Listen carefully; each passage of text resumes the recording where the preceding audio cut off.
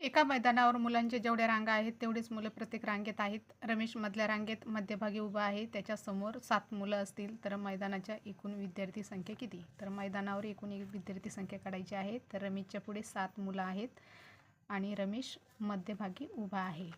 तर या ठिकाणी रमेश आहे. रमेश 1 2 3 4 5 6 7.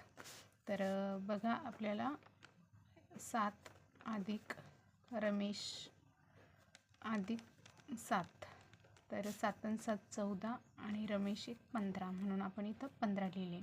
आता आपल्याला एकूण विद्यार्थी संख्या काढायची. मैदानावरील एकूण विद्यार्थी संख्या किती? तर 15 गुणिले 15. तर 15 गुणिले 15 जर आपण केलं तर विद्यार्थी मित्रांनो हे येतं 225. तर या ठिकाणी लिहायचं 225. तर या ठिकाणी आपल्या ऑप्शनमध्ये चॉईस करायचं 225.